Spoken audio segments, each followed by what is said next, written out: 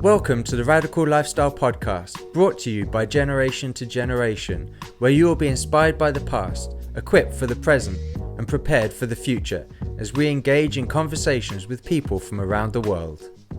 Hello everyone, this is Andrew and Daphne from Generation to Generation, and our guest today is Shanna Fuld.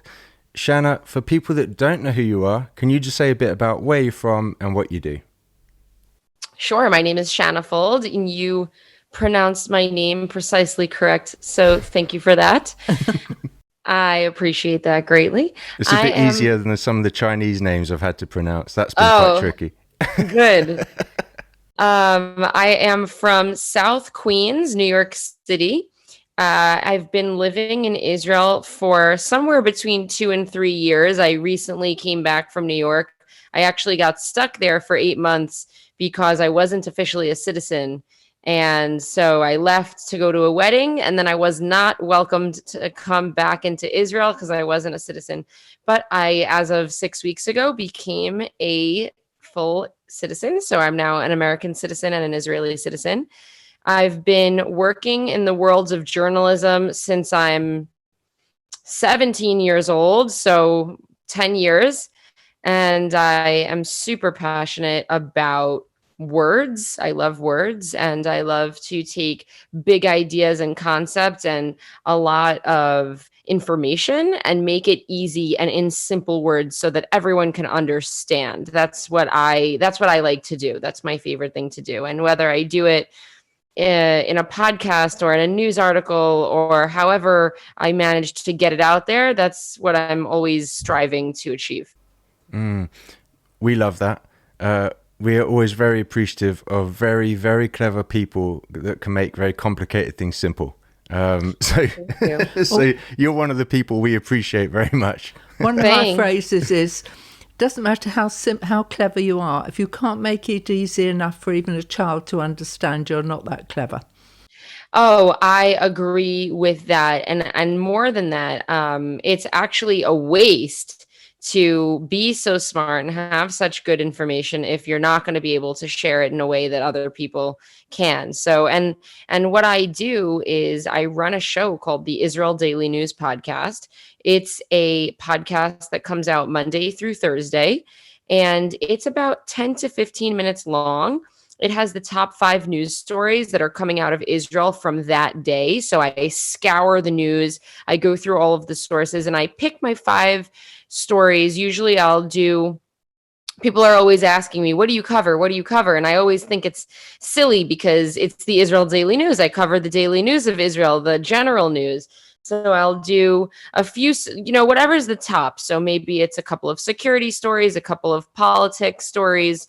And I try to end each show with a good, fun story, maybe something about technology, innovation, health, or an archaeological find, something that leaves people feeling really good. And then the show ends with a song from an up-and-coming Israeli or Jewish or Arabic artist.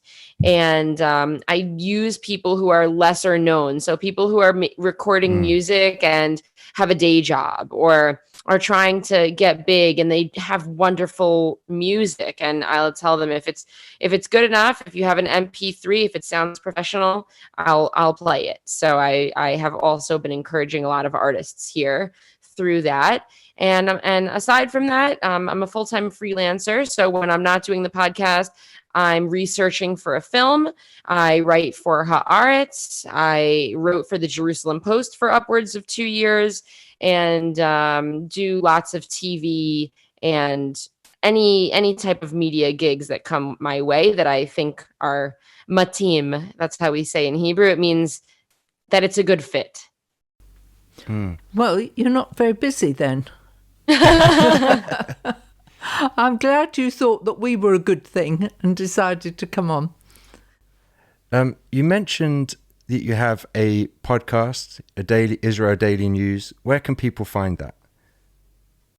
That podcast is out on Spotify, Google, Apple, and any podcast platform where we're podcasting through 8 different platforms. It's distributed through 8 different platforms. So wherever people are listening to their podcast, you can find it. You just type in Israel Daily News podcast or type in my name, SHANNAFULD. My name has 2 N's in it. I'll find some of the main ones. I'll stick them in the description box so people can find them real easy after they hear this. Take us back a little bit though. So when was it that you decided you wanted to be in journalism? I wanted to be in the media world when I was 12. Let's go even back. I have a little picture of myself that I made in kindergarten that my mom saved, and each of us had to write what we were going to be. And I wrote that I was going to be an author. Oh. And that was 5 years old. So I believe I've always loved story time. I've always loved words, and I've always found myself there. Fast forward to 12 years old, I have a teacher named Mrs. Fash, and we, for some reason in my middle school, had a state-of-the-art control room and TV studio where I got to really play, and we had this media class. And I remember this day where Mrs. Fash asked who wanted to host the mock show. And I think I was the only one that raised my hand, and I couldn't believe it. I was like, I thought that everyone was going to be raising their hands and that there was going to be tons of competition and I was going to have to fight my way. And I believe I was the only one. And somehow I got in there, and I did lots of public TV through the Queen's Public Access channel through our middle school. So I think I was in 6th or 7th grade at the time. And that's when I knew that I loved it. I remember I hosted a delegation of Chinese businessmen on this show, and I was 12 years old, and I loved it, and I was good at it, and I found it natural. And I held on to that dream. I went to a math and science school for high school, so there wasn't tons of writing opportunities, but whatever was available, I did it. So I created a magazine. I wrote a theatrical performance in my senior year of high school. And I always held on to the journalism thing that I had in my head. And every morning I watched a local TV program called New York One News. And I ended up working there. It was my dream to work there. It was a local New York City station. I knew every anchor. I knew every reporter, first and last name. I knew what they covered. I was obsessed. I watched it every day. And so I held on to that. And then in college, when I was ready to go to college, everyone pointed me toward SUNY Oswego. And SUNY stands for State University of New York. And they all pointed me to the school that I had never even heard about and never even knew existed. It's on Lake Ontario between New York and Canada. And they have a great broadcasting program. And basically everyone told me that if I wanted to stay in the state, I should go there. And I'll tell you a last tidbit. I came to Israel for a summer vacation with my cousin the summer before going to college. And I was at the Hilton Hotel. My cousin and I were using all of her mom's points so that we could stay at the room in the Hilton, and we had a great time. And Wolf Blitzer walked through the door, famous CNN news anchor. And my cousin said, "Oh my God, that's Wolf Blitzer." So I ran up to him in my bikini at the pool.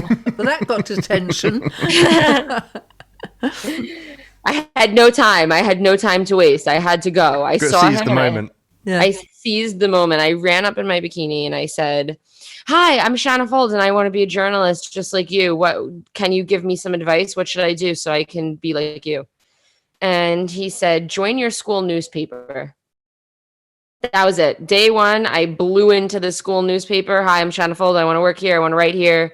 And I wrote for them, and I continued, and I did some work at the TV station. And the TV station was a lot of technical. I learned how to shoot. I learned how to edit. I learned how to go on camera. I learned how to do all the technical stuff. But I always insist for journalists that talk to me, you got to join your school newspaper, because all of the integral journalistic things that you're going to learn are going to be at the newspaper. And then you have to figure out how to transfer that into the more short form video stuff that you're going to do. But all of the morals and ethics and dilemmas that come up in the world of print. So he gave me excellent advice. You must have wondered at the Times school newspaper, that wasn't where my ambitions were set. Did you think that? I did, because I was interested in the glamour of TV. Yeah. But I always loved to write, and I actually wanted to be a journalism major. I was a broadcast journalism major, not a journalism major. And I did that because my father told me that there was no future in the print journalism world. And he was very concerned that he was going to send me to school and I was not going to be employed when I came out. So I somehow said, well, what if I study TV? And he agreed. So, and that's how it went. So would you say you're into investigative journalism, or are you really looking at what's out there and then pulling from it and putting it out yourself?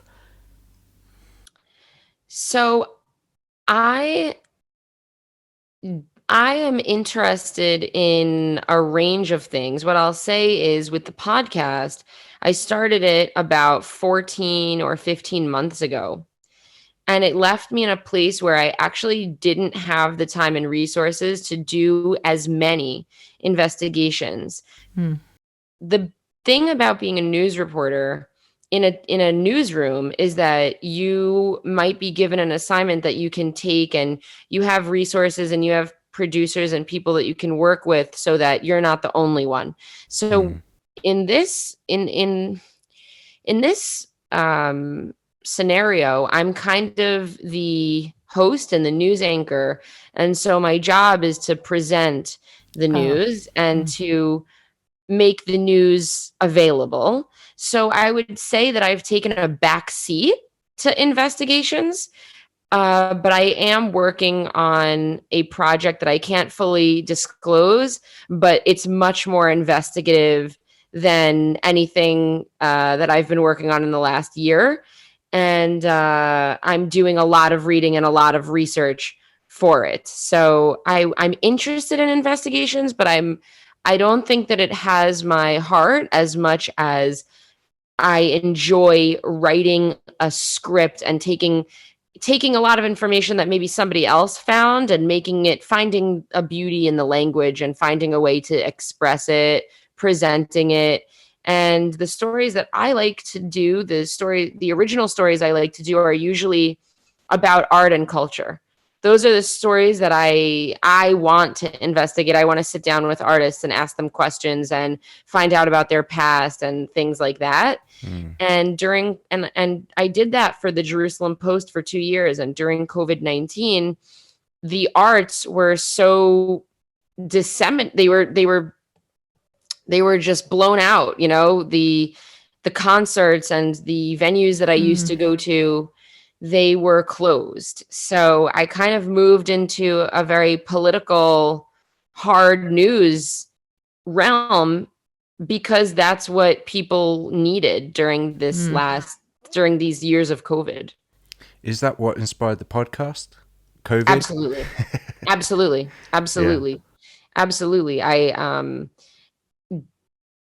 When COVID hit, most newsrooms let go of their freelancers and let go of people that weren't hard news, hard politics, hard security.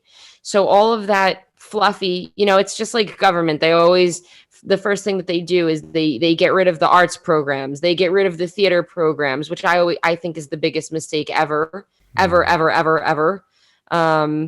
So these were the people that were let go. So a lot of my freelance work, stopped getting calls, stopped being asked to come in to do hits. And I said, I can't exist without doing the news. I hate not doing the news. I need to do the news. So I said, I'm going to do the news and I'm going to do it myself. And the most accessible way for me to be able to do this, now I have a team. But when I started, I did everything just myself.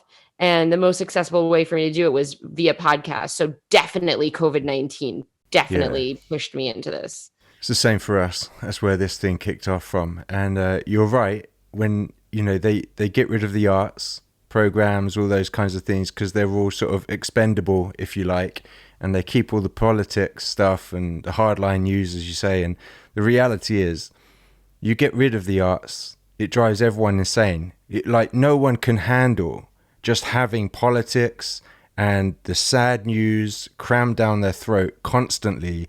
And people will come to us all the time and say, I just can't deal with all this stuff. I have to unplug. I just can't watch TV anymore. I've stopped watching the news because they're just going mad watching it all. And so, even in England, they stopped, this won't mean as much to you, but they stopped football, real football, not soccer, real football, shut all of it down. For so many people, that's an outlet for them. And so the relief for the public when sports and things like that started to happen again, that outlet for them where they could shut their brain off was huge. I mean, the public being you. Mostly me, yeah. But still, it was a big relief for me. You are definitely part of the public, though. I think that if you're feeling it, everyone's feeling it. That's my thought. Yeah. Yeah. So I would imagine anything that is investigative, whether it's book writing, whether you've got to do a lot of research, whatever it is, I think I would find it really hard because, this is just me guessing, probably 80 to 90% of what you find out you never use. And you only use some of what you investigate. I mean, this is just my picture. I imagine you're looking here and looking there, looking here, and you're building up all this research, and then you're pulling it right the way down, and you're just delivering a podcast or something like that. I think I would find that very disheartening. So I used to get very disheartened about that when I was a nighttime writer at New York One News, and I had to do 45-second stories. And I used to say to my colleagues, but the people need to know. They need to know about the details. And I'd really want to work in the extra stuff, the extraneous details, the things that happened before, the things that happen after. And you just can't. You just can't. And over time, I think that I've learned to accept it because my view is that it's better for multiple people to be informed on 5 stories than it is for 2 people to be in-depth informed with 2 stories. So because you're going to have the general public that wants to get caught up quickly. That's my line. Yeah. I always say that on my podcast. I'm here to get you caught up quickly. And I recognize that people just are not sitting down and spending 2 hours and reading a very long-winded article or listening to a 45-minute podcast about one subject unless they're really interested and dedicated to it. So yeah, that is really hard for me. However, I think that one of the beautiful things about where we're at today is that there are so many different media outlets that you can find a place. So for example, when I publish for Haaretz, they give me the space to add in all those extra details, and they encourage it, and they ask me for it, and they tell me to take my time. And I'm working on something for them that I've been working on for more than a month now. And they really want me to spend the time and effort, find the right people. I explained there are people that I need to interview, but I can't get in touch with them right now. So, okay, take your time. So there are those outlets that are going to give you the extra room to get all the details in. And then there are the platforms like my podcast, which is 10 to 15 minutes. And what I do when I want to go in depth on something is I bring in an expert and I have them join me on Instagram Live. So we do a live broadcast, and I like it to be around 30 minutes. And I'll take one topic from the week that I think deserves or needs a lot of explanation, and I'll ask all of my questions there, and I'll tell my audience, if you're interested in this story, I'll give them the 1-minute version, and then I'll tell them, if you're interested in this story, find the full interview on our Instagram page. You can listen to 30 or 40 minutes in which I'm going to flesh out all of your questions, and I welcome them to put their questions in the Instagram Live. There's a chat box, and I welcome them to put their questions in the chat box as well. And sometimes if it's really good, I'll cut a few minutes from the interview, just the audio, and I'll put it into the following podcast. And then there have been 2 times that I actually just published the audio as its own podcast, because I recognize that some people are just listening to me on Instagram. Some people are just listening to me on the podcast. So I want to make it accessible for the people there are a lot of older people who listen to the show and they don't use Instagram. It confuses them. They don't know how to do it. They don't want to log on. So if I feel like it's really important for them, I'll make sure that they can find it in the way that they've been finding my stuff in the past. Yeah, that's really good. It's nice when you can find those outlets that are willing to let you express yourself in the other ways and not feel like you're constrained to just doing it one way.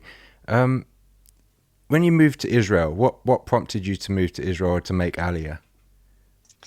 Or maybe you should explain what Aliyah is, because there may be people listening that don't know what that means. Well, making Aliyah means getting your official citizenship to Israel, but the spiritual sort of identity part of it is the idea that you're returning home.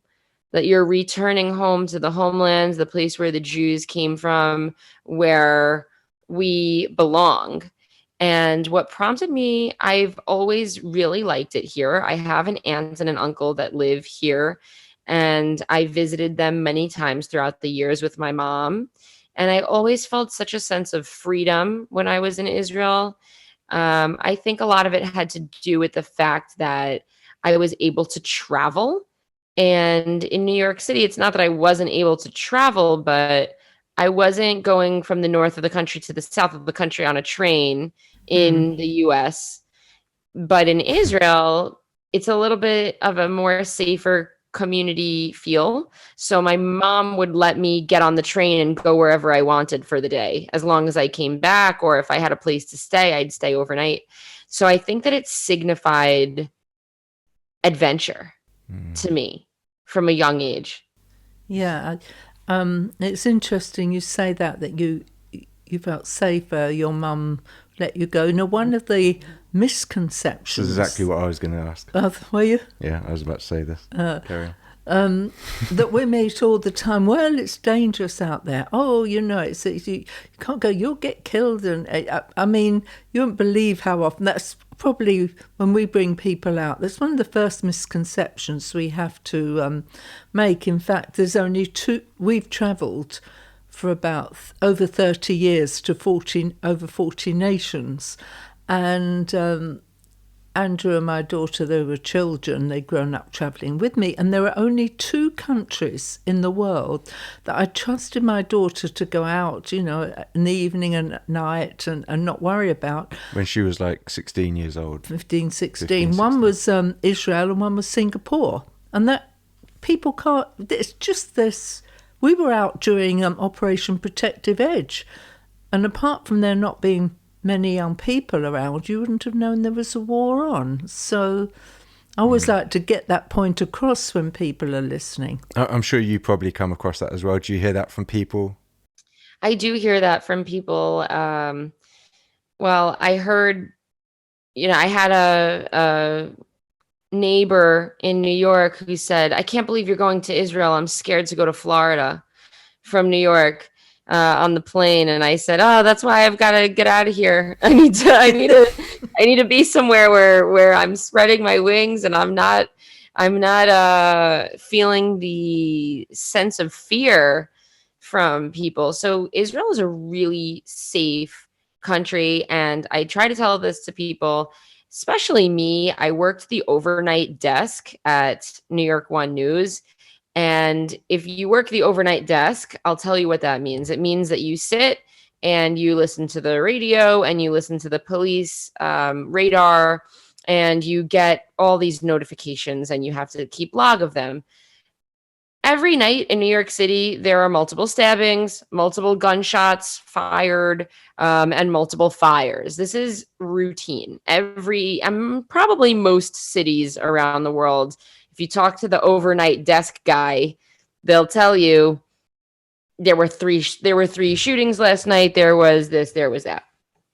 So I happen to know, because I'm tracking New York City, I was tracking New York City statistics and security, that it's much safer here. It's much safer. I feel much safer going out at night. I'm not nervous to walk home from a club at 2:00 in the morning, and people genuinely care for each other. And I've heard crazy stories from my friends. Like, one friend of mine, some guy was kind of harassing her on the beach. Some other guy that she didn't know was paying attention, got up, approached, and got into an altercation with him on her behalf. And that's the kind of environment that it is. So I always tell people the threat here is actually existential. It's like an existential threat and not a day-to-day threat. So what do I mean by existential?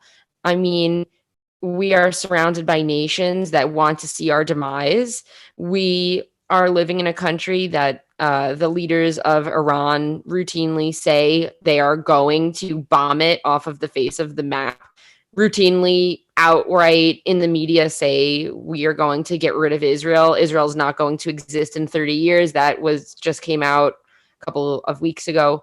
So the threat is kind of like this big existential threat for our existence. But I'm not scared usually to be harassed or threatened on the streets. Thank God. Oh, we'll come back to Israel. I just want to go back to New York for a second. When you're doing the night shift and you're just hearing all this crime constantly going on and having to cover that stuff, was that ever somewhat soul destroying? Did you ever go back and think, what the heck am I doing here? Was it depressing? Like, how would you feel coming off those kinds of night shifts? The night shift made me so grateful. The night shift made me grateful to be able to sleep in bed at night. I think that was a huge thing for me. Like, when I stopped I remember the first night that I didn't do the night shift and I was actually in my bed. I wanted to cry. I wanted to, like, from joy. I was so relieved to be in my bed at night.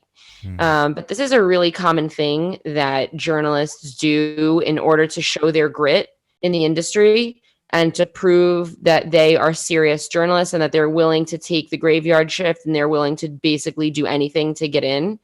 And you have to prove you have to prove yourself. You have to show your stripes, whatever that phrase. So I don't know that it was soul destroying. I do remember being paranoid about house fires, because there were house fires every night in New York, and I would be paranoid and I would come home and clear things away from the window and unplug things, and I would send out emails to my family about fire safety because I was paranoid that we too were going to have a fire. And as you could imagine, fires are devastating, and fires often they happen in the middle of the night and people aren't prepared for them. So I remember that used to really freak me out. I wasn't super scared about crime on a day-to-day because I'm a New Yorker and I'm used to the subway and I'm used. You get used to it. I mean, you guys are from a big city as well, and you know it. So, yeah. Yeah, that's interesting. Okay, so back to Israel. I wish it was this quick just to flip between countries traveling wise, but anyway. Can you talk a bit about how you see Israel right now? You've obviously had a switch in leadership. How do you see things in Israel at the minute? In terms of government? Yeah, and how things are playing out. I mean, are you happy yourself with the change of power? And I know I watched I don't know what you would call it, where they had inauguration. The inauguration, I guess, where the chaos ensued and everyone was shouting or getting thrown out of the room, and that was quite the show. And then obviously Netanyahu has been saying, I won't be out for long. I'll be back before you know it. So are you happy with the new government, and will Netanyahu be back in a few minutes? Well, I believe that the new government is a real source of diversity. And I think that there are a lot of people who are really excited to see all these different voices at the table. There are more women holding Knesset or parliament seats now than ever before in history. There are more Mizrahi holding seats, and Mizrahi means, technically it means east. It means people from Morocco and people from more eastern countries, dark, like they have darker skin. And there are more, and that's been an issue in Israel since the founding of the country, that the people that came from Europe who had more money, more education, were always given more opportunities. They always lived in communities that had better funding for their public schools. And this is an issue. So to see about 30% of the Knesset be from Arab countries is very exciting, and I think a step in the right direction toward equity. And the women as well. A lot of people are saying that they're happy that the ultra-Orthodox parties are, I don't want to call them I don't want to say that they're silenced, but they've been removed from the majority. And a lot of people are happy about that because they feel that it doesn't represent the demographic of Israel. I think that government should represent everyone, and I think that this is a very diverse government. So I think it's exciting. One thing that I always talk about that is very important to me that I think not enough people are thinking about is the state budget. So people have asked me many times, what do you think of the new government? And I'll say this. It's important to have a budget. And in the last few years, there has not been a budget because there has not been a government. And when there's no government, there's no budget. And what does that mean? In my interviews with people, I will ask people, how's your tech company coming along? How's your project? And people will say, oh, well, I was going to do that tech project, but the grant that the government promised me hasn't come through yet. I was going to send my kids to Gan, but the grant and the money that they give to subsidize it is not there. It's not present this year. So I would need to pay for it 100% myself. There are hotlines for women that have been reduced from full-time. You used to be able to call up such a hotline all day long to report abuse in your home, and they cut back the hours. All of these government-funded programs have been at a standstill for years.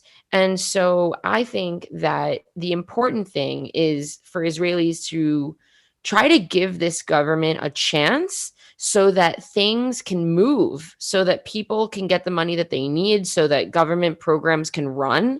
And it's something that you don't hear a lot of people talking about a lot.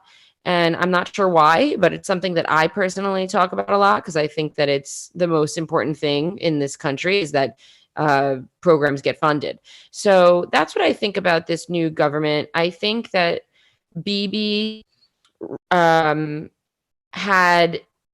I think Bibi is a star in that he always had a very long-term vision for the country. And I think that's what sets a leader apart from your everyday person. Somebody who can peer 20 years into the future and know what seeds you have to plant now in order to get the tallest tree in 20 years, or to get the tree that bears the most fruit in 20 years. And that's what we've seen Bibi do. These Abraham Accords, the relationships that he's fostered with countries that we're now seeing That didn't happen in the last 3 or 4 months. That has been cultivated over years of diplomacy and foreign affairs and massaging and meetings. And I mean, that's years in the making.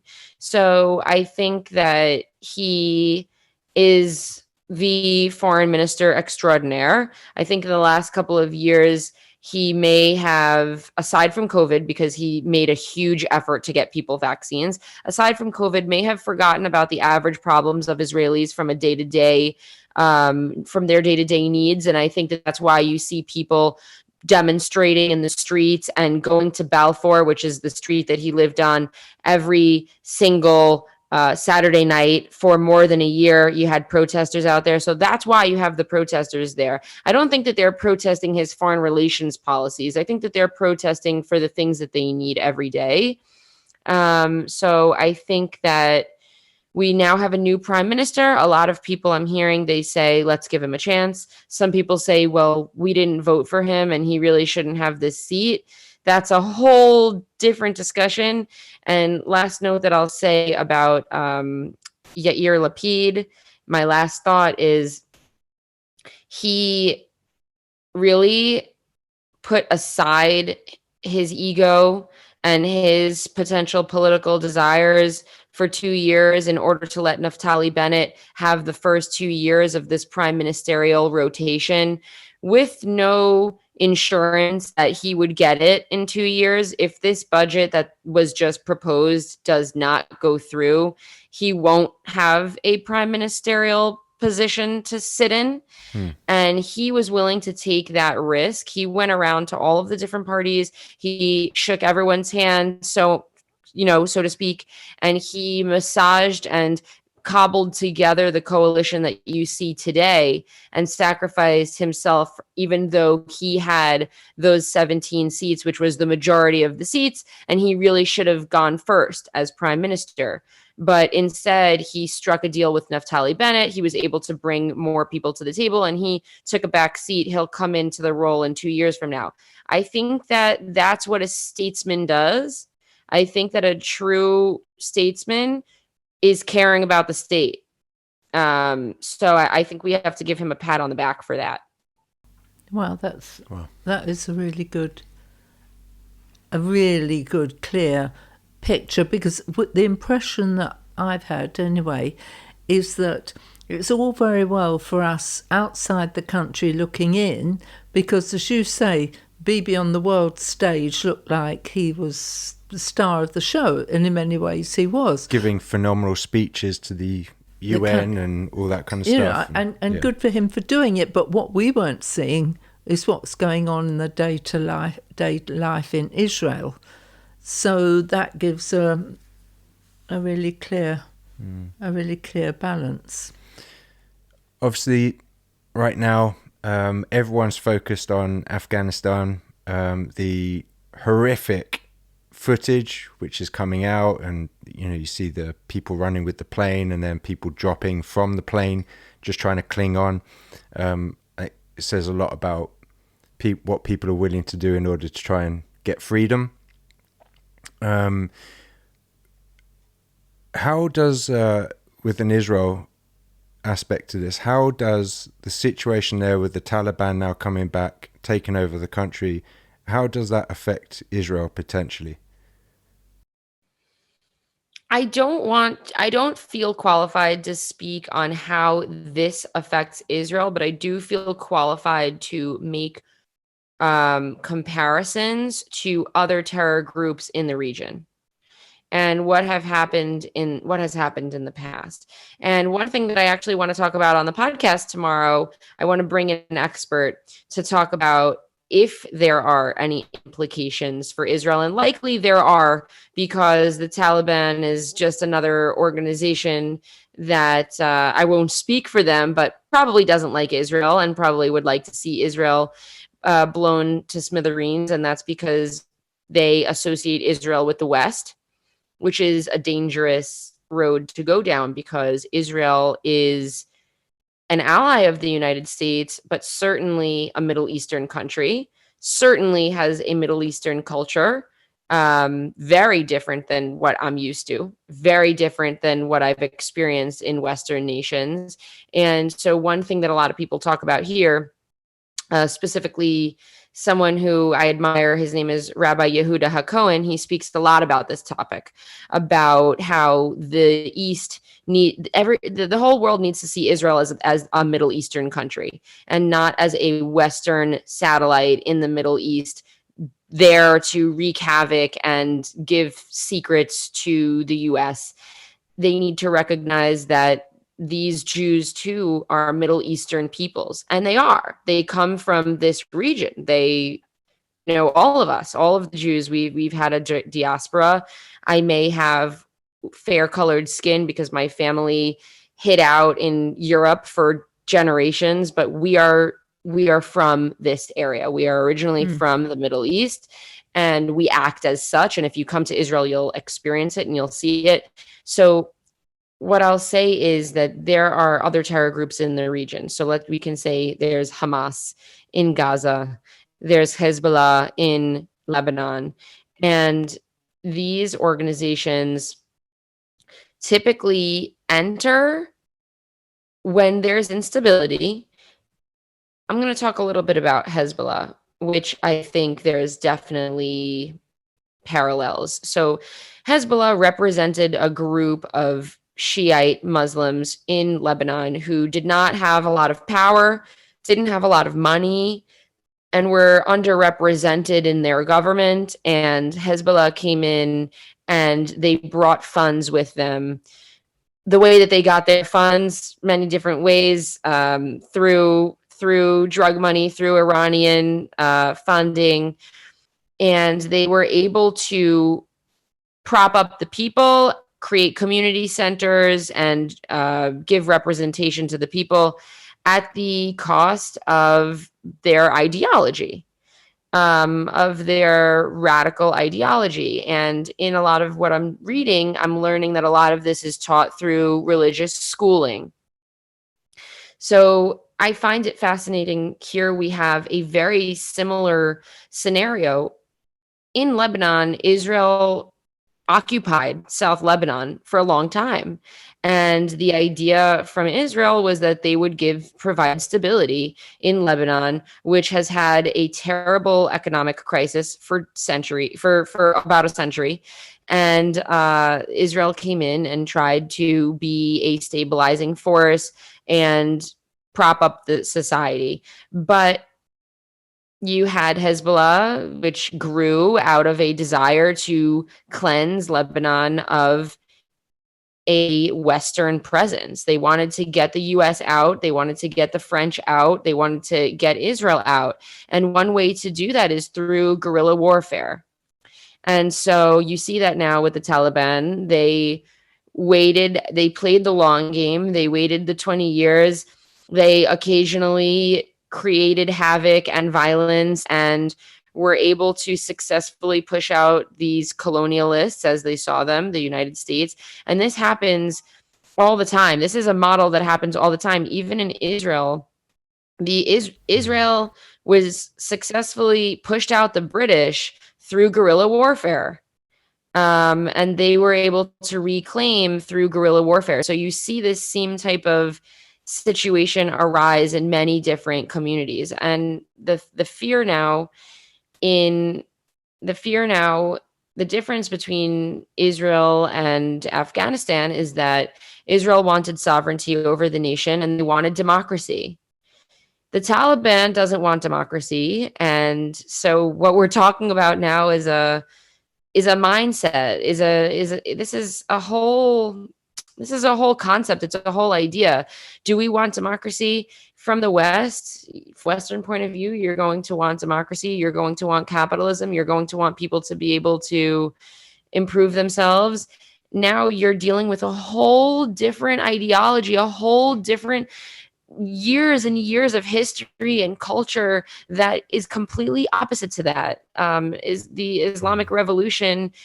Their desire is to cleanse themselves in all of these different places that I've mentioned of Western ideas. And I think the thing is that in Afghanistan, people are upset because they've gotten a taste of what it's like to be able to achieve self-improvement, democracy. I've been reading countless stories from female journalists who spent a lot of time learning journalism, and they're broadcasters. I read some accounts yesterday of broadcast journalists who had to flee the newsroom because they're not allowed to be broadcast journalists, and all of the implications that go with having somebody being the mouthpiece and maybe not saying what the Taliban wants them to say. No boundaries, no democracy, none of these ideas. So I think that it's dangerous if you believe in capitalism, if you believe in democracy, if these are your beliefs, it's very dangerous. So I think it's very scary. And I think that Israel tries its best to be a democracy in a place where there are no democracies. And every day, I think Barack Obama said this, democracy is something that it's an act. It's an act. It's something that everybody needs to uphold. It's something that everybody needs to be a part of. So it's sad because I believe in democracy. So it's a scary time in Afghanistan for all of the people who believe in democracy and are now faced with the reality that is going to be torn down. And I hope that that's a good answer, diplomatic answer for you. Yeah, it is definitely. Definitely. So as we're getting towards the end, I just want to go back to the land of Israel. And we talked about how people think that, it's really dangerous, etc., etc. So you've lived in America and you're living in Israel, so you've had the outside looking in as well as the inside looking out. Can you just go through a few more misconceptions that people may have about Israel? I mean, you mentioned another one. You think we're Western, but actually we're Middle Eastern. Think we're dangerous, but actually it isn't. Can you give us a few more just to adjust people's thinking about this land, which to you, as you said, is home? Well, people think Israelis are rude. And if you are Western, you will definitely think that they're rude. And that's been an adjustment for me, dealing with that. But at the end of the day, there is something really nice about people being direct and people saying what they want and what they need and asking for it. And so I think that could potentially be a misconception. Everything is perspective. Like I just said, if you grew up in a Western world and you believe things are to be a certain way and you enter a community that does it, differently, then it's going to be like that. Let me think of any other. Yeah, I think that people imagine Israel as a war-torn Baghdad 2000, circa early 2000s, let's say. And Israel is a thriving metropolitan city. There are many cities. There's Jerusalem, and there's all different types of communities in Jerusalem.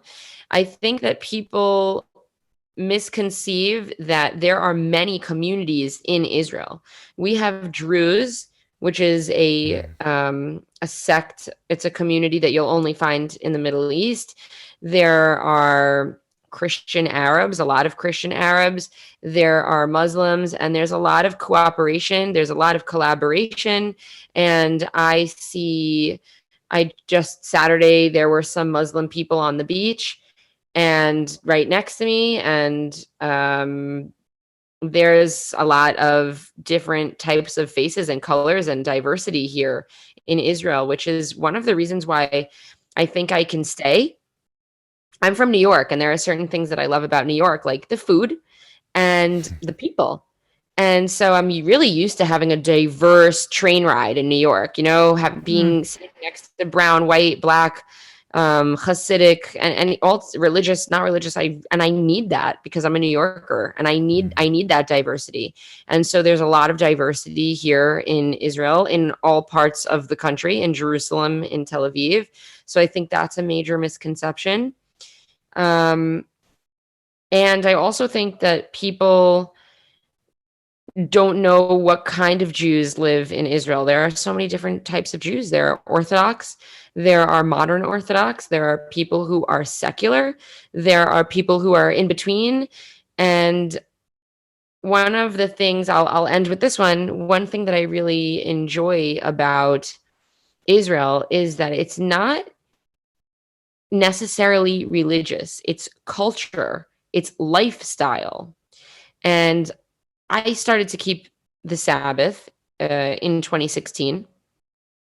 And a lot of people really took issue with it because they felt that I was becoming a religious zealot, like from my secular community.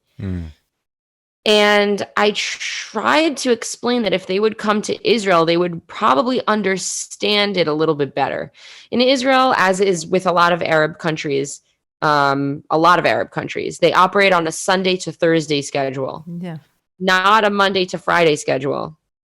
So it's like offensive for people in the West that I'm off on Friday and that I'm working on Saturday because they're not used to it. So I think one misconception is that Jews are not just a religious people. We are a culture. We have a lifestyle. Taking off on Friday night and Saturday, going to your parents' home on Friday night for Shabbat dinner. There are so many secular Israelis here who do Shabbat dinner and do not consider themselves religious. This is part of the lifestyle. And I try to explain that sometimes to my Christian friends in the US who don't understand why I'm not going to take the train or take the bus on Saturday to visit them, for example. And they feel that I'm being so pious. And I'm trying to explain to them, I'm not being pious. This is my culture. And I've just been extracted from my culture for so many generations. And I've lived in a Christian society. My family has lived in a Christian society for so many generations that we just are operating as such. But it doesn't need to be that we're all religious zealots. Come to where we live. Come to our home. This is the lifestyle here. And so I've really, really enjoyed being a part of the Israeli lifestyle, working Sunday to Thursday, everyone being off on Saturday and respecting that Saturday is a day off. And I've just enjoyed being a part of something that I'm not forcing myself to be in someone else's society. And so I've really enjoyed that. I think the key you just said, well, not the key, but I was going to, one of my closing things was say, you said, come and find out. And we would encourage people listening to go when we can, when it's possible again, to go and find out, because when we take people out to Israel, and we often go 2 or 3 times a year because of what we do, etc. And we often say it's a nation like no other. And I really think Israel isn't. We've been to 40 nations over. We're somewhat qualified to say it is a nation like other. And certainly the whole Shabbat, I think when you're there, it feels natural. When we go, we don't keep it. We're not Jewish, we're Gentiles, but when we go, it feels like the most natural thing in the world to keep it. So it is difficult, isn't it, to put it into words, but we really, what you're saying really rings true with us. Yeah, definitely. Shanna, thank you so much. We really appreciate you taking the time. For people listening, again, go to the description box, go check out her links, the podcast, whatever else she's doing, watch her live stuff. And thank you so much for taking the time. We really appreciate it. Thank you so much for having me and giving me the space to share my thoughts and my lifestyle. And it's been great speaking with you. Thank you for your work. And thank you for being such citizens of the world. Thank you for listening to this episode. If it inspired you, please rate us and subscribe on Apple or Google Podcasts, Spotify, or another podcast platform.